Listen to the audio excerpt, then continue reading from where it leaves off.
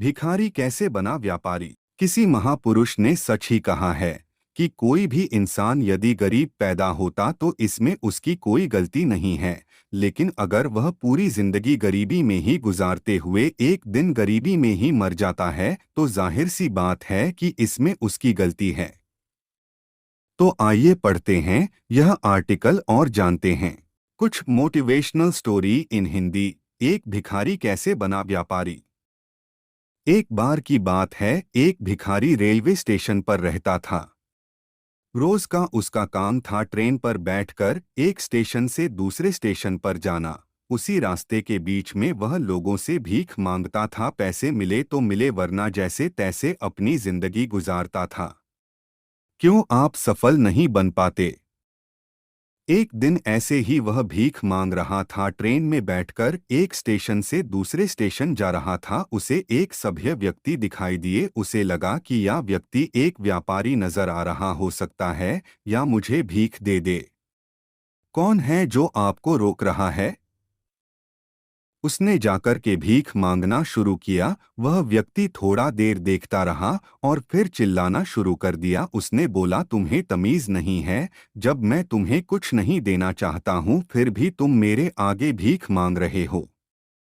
और दूसरी बात, तुम्हारे पास मुझे देने के लिए क्या है। चलो मैं तुम्हें कुछ रुपए दे भी दूंगा, लेकिन तुम मुझे क्या दोगे। तो भिखारी ने कहा, बाबूजी मेरे पास तो कुछ भी नहीं है, मैं एक भिखारी हूं, मैं आपको क्या दे सकता हूं। तो उस व्यक्ति ने कहा, जब तुम कुछ दे नहीं सकते हो तो मांगना बंद कर दो। व्यक्ति तो स्टेशन पर उतर कर चला गया, लेकिन भिखारी जो है वह स्टेशन के बाहर आकर सोचने लगा कि मैं लोगों को क्या दे सकता हूं। इसने आसपास नजर दौड़ाई तो इससे छोटे छोटे पौधे नजर आए जिसमें फूल लगे हुए थे। तो इसने सोचा कि फूल तोड़ते हैं, यदि मुझे कोई भीख देता है तो मैं उसे यह फूल दूंगा। इसे पढ़ना ना भूले। तो अगले दिन से यह प्रक्रिया इसने शुरू की। जब भी इसे कोई पैसे देता था तो यह उसे फूल दे देता था। लोगों को यह चीज अच्छी लगी कि पहली बार किसी भिखारी को पैसे देने पर बदले में कुछ मिल रहा है। यह प्रक्रिया चलती रही। कुछ दिनों के बाद से फिर से उस भिखारी को वही व्यक्ति नजर आया। भिखारी जल्दी से उस व्यक्ति के पास पहुंचा और बोला कि बाबूजी, इस बार मेरे पास आपको देने के लिए कुछ है, आप मुझे भीख दो। इसमें विश्वास करके उस भिखारी को पैसे दिए तो भिखारी ने अपने झोले में से निकालकर इसे फूल दे दिया। वह व्यक्ति खुश हो गया और बोला है कि अब मुझे समझ आ गया है कि तुम एक व्यापारी बन चुके हो, तुम्हें समझ आ गया कि लेन देन क्या होता है। जिंदगी में जब तक कुछ दे नहीं सकते तब तक लेना नहीं चाहिए। यह बोलकर वह व्यक्ति स्टेशन से उतरा और अपने घर को चला गया। वह जो भिखारी था तो वह सोचने लगा और वह समझ आ गया कि कुछ तो मामला है।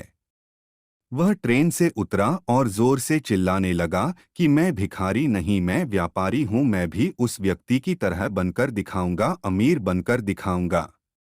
यह देखकर आसपास में जो लोग थे वह सोचने लगे कि यह पागल हो गया है।